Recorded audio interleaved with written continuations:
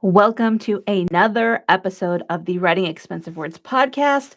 I am your host, Kristen Spencer, the most caringest storytelling lady you'll ever meet. And today we are going to talk about how to give them, the reader, everything without divulging anything. And maybe that sounds like a trick, but it's not, I promise. You know, I'm not a trickster. But before we dive into that, I wanted to let you know that the reason why I haven't posted anything in over a month, I can't believe it's been that long, is because I have been completely swamped with client work, which is awesome because I love helping clients. I love helping you make your story amazing. But I've just got in like high demand all of a sudden. And as soon as I finished the one project that Maria and I were working on, it was just like boom. But I'm really excited. Unfortunately, I can't talk about any of the projects I'm working on because I had to sign NDAs. But they're really cool. And if I could tell you about them, you would like them. Um, but so let's get to today's awesome writing advice. We're going to talk about how to give the reader everything without divulging anything too personal. Because if you're anything like me, then you don't care about telling everyone every personal detail of your life. But a lot of people are like that, and they're like, Kristen, I don't wanna do that. I don't wanna write nonfiction. And I'm like, "Yes, I'll tell you everything." But so I wanna teach you a trick, a couple tricks that you can use in order to communicate with the reader and give them all these expensive emotions while keeping your private life private, which is what you wanna do, right? So the first question or prompt that we're going to go over, and remember, we're going to do 7, so stick around for all 7. You don't want to miss the last one. The first one, though, is what makes a good sad story? And have you ever felt that feeling where you're like, I just want to be sad right now, but also to like enjoy amazing storytelling. So I'm going to watch something sad. And my kids have been watching a ton of stories that are like where the protagonist dies. I'm like, why are you guys doing this? And you know, they just want to enjoy a sad story because sad stories can be compelling, they can be relatable. But the truth is, in the academic world, the way that we're taught is that we shouldn't think about our own emotions. We should think about formulas and we should think about abstract ideas and theory. And while I am all for formulas, if you know me at all, you know I love formulas. This is not one of those things that you should put off learning in lieu of learning a formula, right? You need to understand that your emotions are some of the most valuable things you have as a writer. And if you've been taught that you need to depend on all these outside things and that you need to write only what you know and not ask for anyone else's feelings or write your own feelings, you've been taught wrong and it's not your fault. The academic world is really into theory. They want literary devices, right? They want all of it, the imagery, and but they just kind of leave emotion out of it when really you can couple emotion with those things and have something that's so much deeper, so much better, that has so much more of a connection potential between you and your reader. So I'm going to give an example because why not, right? This will help cement these ideas into your mind. That's why we use examples and that's why we use stories, because storytelling helps information retention, but also stories are awesome. So when I was in 7th grade, I read Tiger Eyes by Judy Blume. And I just remember like crying along with the protagonist.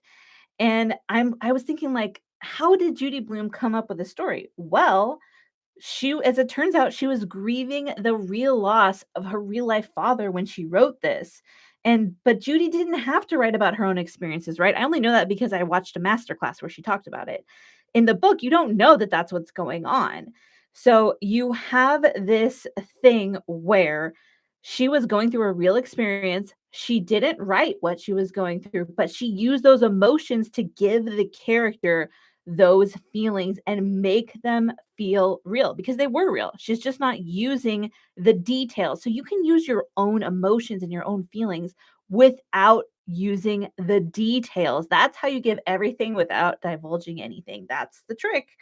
So, you know, you have to think about your real emotions and put them into the story. And like I said, if you haven't been taught to do that, it's not your fault. Okay, let's go to point number 2. I don't have a lot of time today, so I'm just going to keep propelling through things. So, point number 2, Why is mood important in a story? And remember how I just said, like, oh, don't depend so much on literary devices? Well, in this case, mood is really important, even though it is a literary device, but because it conveys emotions, right? We need to convey those emotions. So I want you to take a deep breath with me. You do not need to be scared about this. I promise. Okay.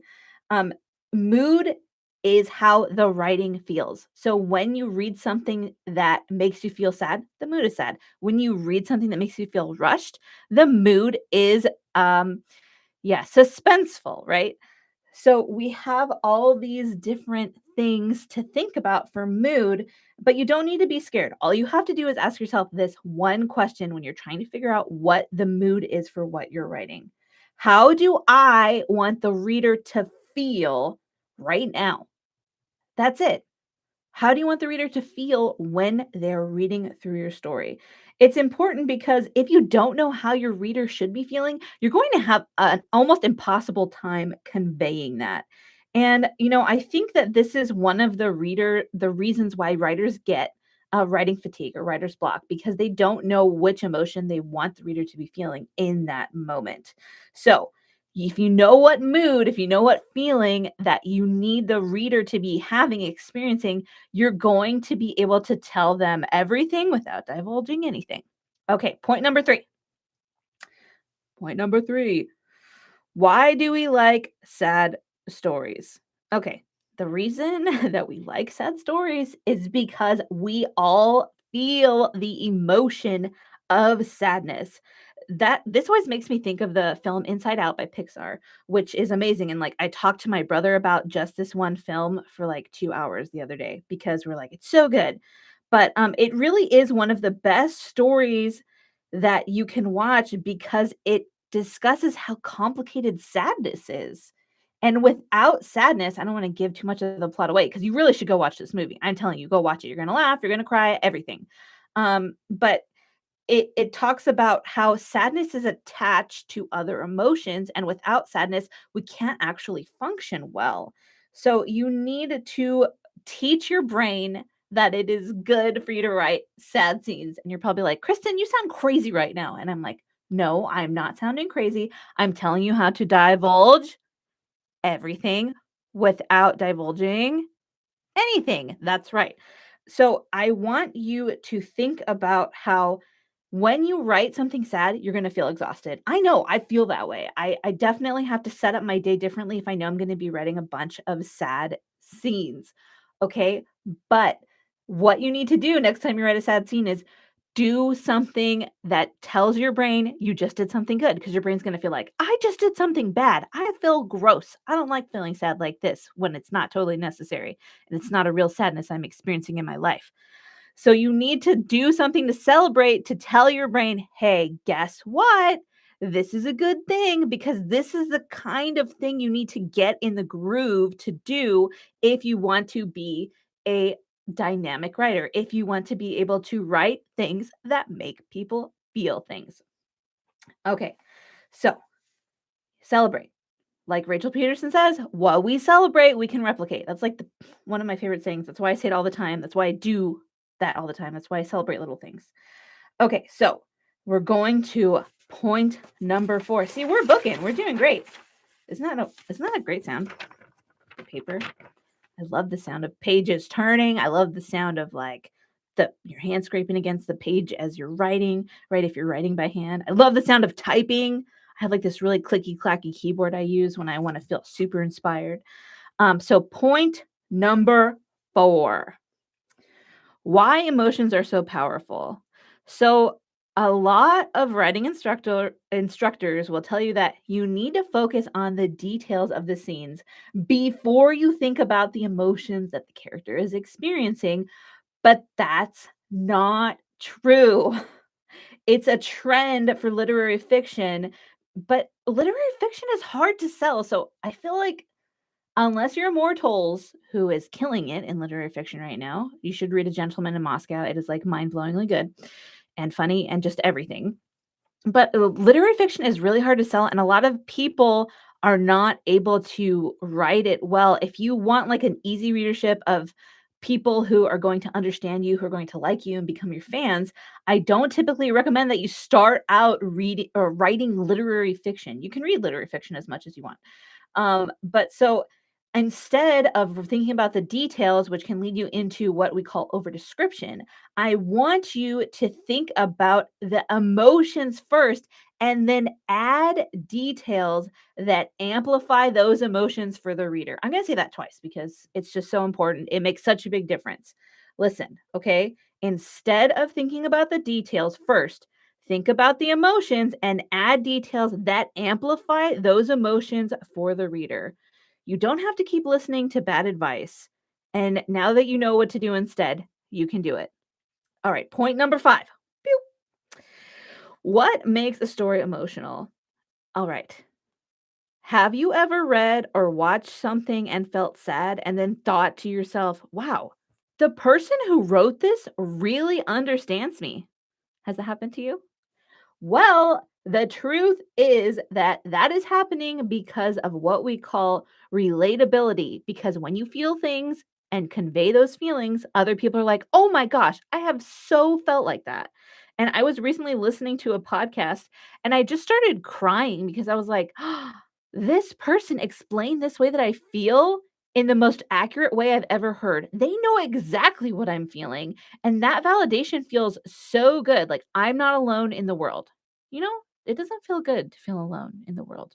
If I was writing that sentence, I would revise the amount of feels that showed up in there because we don't want repetition or redundancy, right?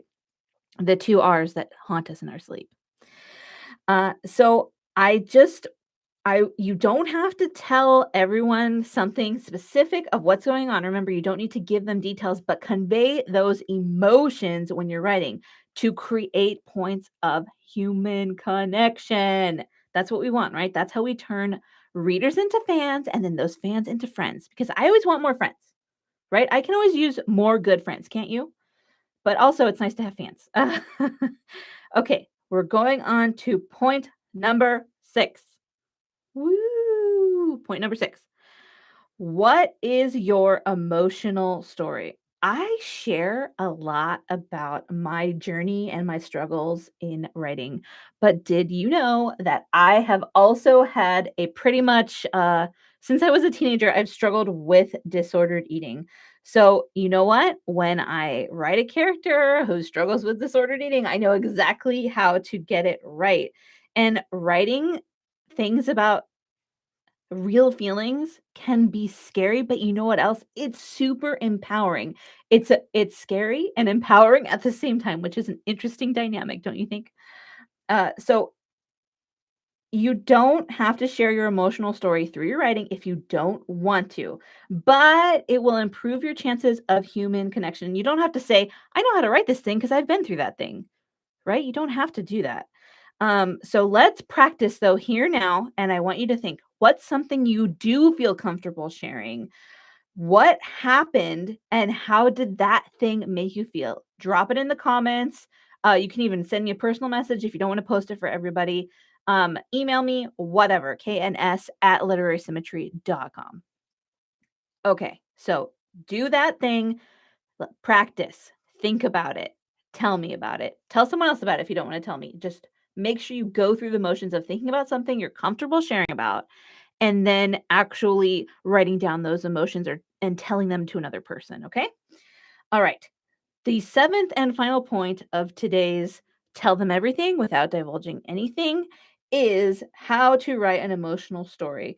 And the truth is, you don't have to reveal one single thing about your personal life in order to write clear, realistic emotions. You only need to think about emotions you felt at critical moments in your life. Okay? Then you copy those emotions, you paste them into your character when your character is going through something critical that's similar, emotionally speaking. It's not like your okay, this is a good example. So let's say that your character is facing impending doom because of an erupting volcano. Can you relate to that? Probably not, okay? But you probably have had the threat of losing something or the actual losing of something in your life that made you understand the emotions associated with loss or potential loss. And that's what you need to harness to write a scene like that. Copy and paste your emotions into what's going on for your character. You already have all that you need. I'm going to say that one more time. You already have all that you need. Okay? You can do this. I 100% believe in you because we can only go to 100%. 110% is not real. So I'm not going to say that. I'm not going to patronize you that way, but I want you to know that you are a human person. You have real emotions, and that means that you are qualified to write characters with emotions. You're qualified to understand how you want the reader to feel. You can do it. You don't have to share any personal information.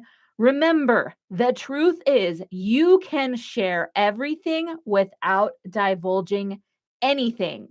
Don't follow twice if you want more writing advice, and happy writing. Bye, YouTube.